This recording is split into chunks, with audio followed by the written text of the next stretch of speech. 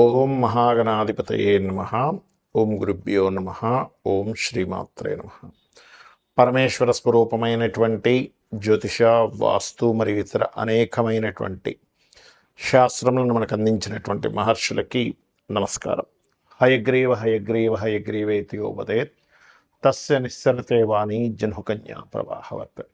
అరుణాం కరుణాతరంగితాక్షీం ధృతపాశాంకుశపుష్పబాణచాపాం అనిమాదిభిరావృతాం మయూకైః అహమిత్యేవ విభావయే భవానీ.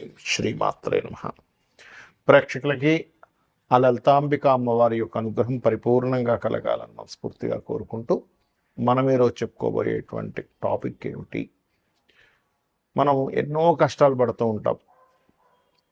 అప్పులు,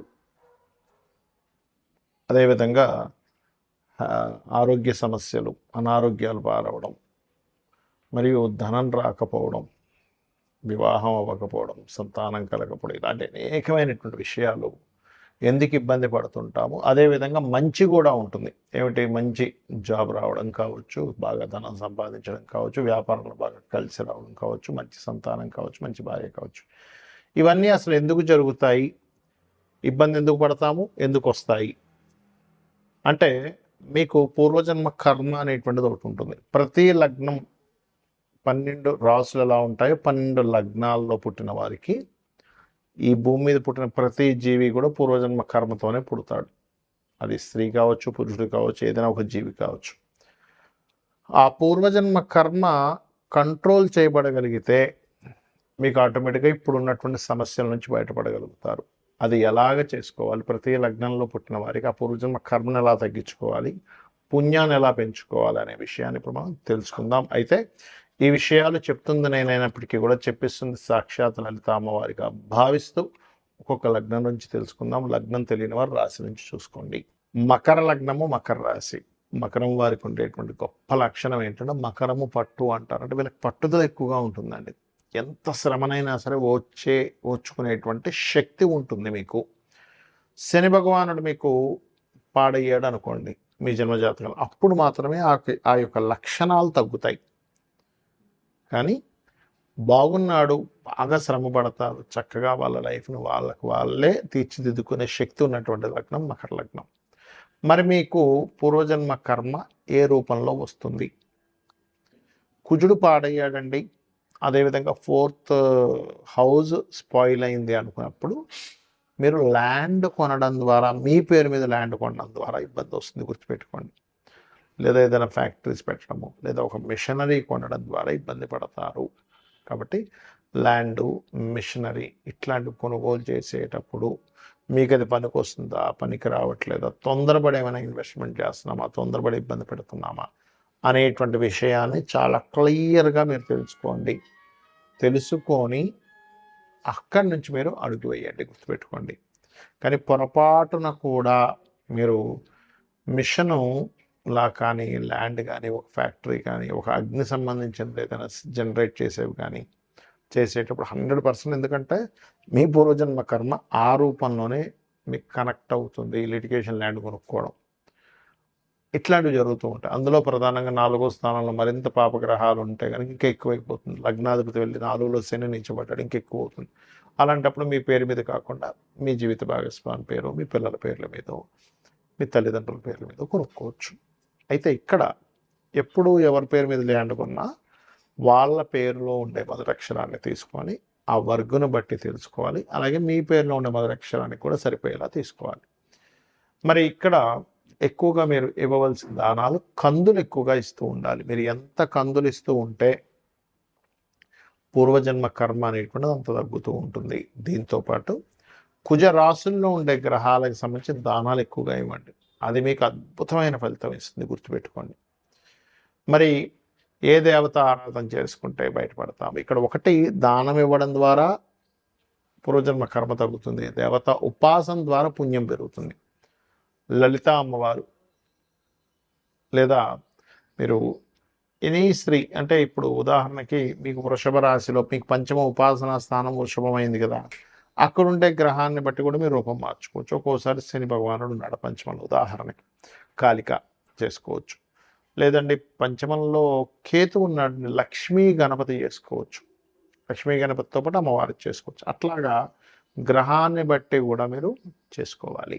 ఉదాహరణకి మీకు ఏ దానాలు ఇవ్వాలో చెప్తానని చెప్పాను కాబట్టి, రవి కనుక ఉన్నాడు మీకు 6వ స్థానంలో, లేదు మీకు ఇప్పుడు దాకా చెప్పినటువంటి పూర్వజన్మ కర్మ ఏ రాసుల్లో ఉండే గ్రహాలని చెప్పాను కదా, ఆ రకంగా రవి కనుక ఉన్నట్లయితే గోధుమలు దానంగా ఇవ్వండి. సూర్యభగవానుడి దగ్గర దీపారాధన చేయండి, లేదా సూర్యభగవానుడికి అర్ఘ్యం వదలండి. చంద్రుడు ఉన్నాడు, బియ్యము దానం ఇవ్వడం ప్లస్ వైట్ కలర్ క్లాత్. కుజుడు కందులు ఎరుపు రంగు వస్త్రము, బుధుడు పెసలు గ్రీన్ కలర్ వస్త్రము, గురువు శనగలు ఎల్లో కలర్ వస్త్రము, శుక్రుడు బొబ్బర్లు తెలుపు రంగు వస్త్రము, శని భగవానుడు మనకి నీలం రంగు వస్త్రము, తెల్ల నువ్వులు ఇవ్వచ్చు, నల్ల నువ్వులే ఇవ్వాలని రూల్ ఏం లేదు, నువ్వులు ఇవ్వడం ప్రధానం ఇక్కడ. అదేవిధంగా రాహు అయితే మినుములు, కేతు అయితే ఉలవలు దానంగా ఇవ్వాలి. ఇవి ఇవ్వలేమండి, మాకు తీసుకునే వాళ్ళు లేరు, టెంపుల్స్ సరిగ్గా లేవు, తీసుకునే వాళ్ళు తీసుకోవట్లేదు, ఇంకోటి ఏదైనా మార్గం ఉందా అంటే, మీరు గోశాలకు వెళ్ళి గోధుమలు ఇచ్చే బదులు గోధుమ రవ్వ తినిపించండి గోవుకి, బియ్యం బదులుగా బియ్యం పిండి తినిపించండి గోవుకి, కందులు బదులుగా క్యారెట్స్ తినిపించండి, కుజుడికి సంబంధించింది. అదేవిధంగా పెసలు బదులుగా గోవుకి గోంగూర కూరగాయలు తినిపించండి, అందులో దేశీవాలి ఆవుకు తినిపించాలి. గురువుకి శనగలు ఇచ్చే బదులుగా గోవుకి అరటికాయలు తినిపించండి. బొబ్బర్లు తినిపించడం కాకుండా బొబ్బర్లు ప్లేస్లో ఏదైనా తీపి పదార్థం, తీపి చపాతీకి చక్కగా తేనె పూసి ఆ 3 చపాతీలు చిన్న ముక్కలుగా తీసి తినిపించండి. శనికి సంబంధించిన నువ్వులు దానం ఇస్తున్నాం కదా, నువ్వులు బదులుగా నువ్వులు తినిపించకూడదు గోవుకి తీసుకెళ్ళి, అదైనా ప్రెగ్నెన్సీ ఉంటే అది ఇబ్బంది అయితే మీకు ఇంకో దోషం ఏర్పడుతుంది. బెల్లము తినిపించండి చక్కగా గోవుకి, పిడికెడి బెల్లం పెట్టండి సరిపోతుంది. మినుములు బదులుగా మీరు 4 బెల్లపు ఉండలుగా చేసి తినిపించవచ్చు. కేతువుకి సంబంధించిన ఉలవలు బదులుగా గ్రాసము తినిపించవచ్చు గోవుకి. ఇది ప్రధానంగా చేయండి. అలాగే మీకు పంచమంలో ఉండే గ్రహానికి సంబంధించిన ఉపాసన చేయాలని చెప్పారు. పంచమంలో ఉండే గ్రహం ఏమిటి చూసుకొని, పంచమాధిపతే ఉన్నాడు, వెళ్ళి ఇంకో గ్రహంతో కలిసాడు, లేదా పంచమంలో ఏదైనా గ్రహం ఉంది. ఉదాహరణకి మేషలగ్నానికి అయితే పంచమాధిపతి రవి అవుతాడు, వృషభ లగ్నానికి అయితే బుధుడు అవుతాడు, కన్యారాశి అవుతుంది పంచమం, మిథున లగ్నం అయితే తులారాశి అవుతుంది పంచమం, కర్కాటకం అయితే ఈ రకంగా వృశ్చికం అవుతుంది, అంటే పంచమం కుజుడు అవుతాడు. అలాగా మీ లగ్నం నుంచి 5th లార్డ్ ఎవరో చూసుకొని ప్రధానంగా మీరు ఆ రకంగా సూర్యుడు ఉన్నాడు లేదా సూర్యుడు అయ్యాడు, అప్పుడు సూర్య భగవానుడే. చంద్రుడు ఉన్నాడు, ఎక్కువగా మీరు చేయవలసిన ఉపాసన దేవత రాజరాజేశ్వరి అమ్మవారు. కుజుడు స్కందుణ్ణి, బుధుడు విష్ణువుని, గురువు దక్షిణామూర్తిని లేదా దత్తాత్రేయుడిని, శుక్రుడు అమ్మవారి యొక్క ఆరాధన, శని భగవానుడు ఈశ్వరారాధన లేదా కాలభైరవ ఆరాధన లేదా కాళీ ఆరాధన, రాహు మనకి మీరు చేసుకోవాల్సినటువంటి దుర్గా, కేతు, గణపతి ఆరాధన చేసుకోవాలి. ఇవి దేనికి పంచమంలో ఉండే గ్రహాలను బట్టి మీరు ఈ ఆరాధన చేసుకుంటే, ఎప్పుడు కూడా ఒక గ్రహం అక్కడ పంచమంలో ఉంది అన్నప్పుడు ఆ దేవత సంబంధించిన ఆరాధన చేయడమే మీకు శ్రీరామ రక్షగా నిలబడుతుంది. మరి లగ్నం తెలియదు, రాశి తెలియదు, ఏం చేయాలి? సింపుల్, లలిత చదువుకోండి లేదా సూర్య నమస్కారాలు చేసుకోండి. నాకు నక్షత్రము, రాశి, లగ్నం ఏమీ తెలియదండి, నేనేం చేయాలి అంటే, దీనికంటే బెస్ట్ మరొకట్లేదు. చక్కగా ఉదయం నిద్ర లేచి సూర్య నమస్కారాలు చేసుకోవడం, మీరు సూర్యుడికి అర్ఘ్యం వదలడం, చక్కగా సూర్యభగవాన్ ఎదురుగా నిలబడి మనస్ఫూర్తిగా నమస్కారం చేసుకోవడం, లలితా సహస్రనామాలు వినడం కానీ చదవడం కానీ చేయండి ఉదయము సాయంత్రం. దానికి మించిన రెమెడీ మరొకట్లేదు. అలాగే ఇక్కడ మీ జన్మజాతకంలో ఎటువంటి గ్రహ దోషాలు, చాలా దోషాలు ఉంటాయి. బాలారిష్టాలని, లేకపోతే మీకు ఫలానా ఇల్లాంటిసనని, లేకపోతే ఫలానా రకరకాలు ఉంటాయి. ఎలాంటిది ఉన్నా ఒకటే గుర్తుపెట్టుకోండి, వీటన్నిటినీ నడిపించేది అమ్మవారు.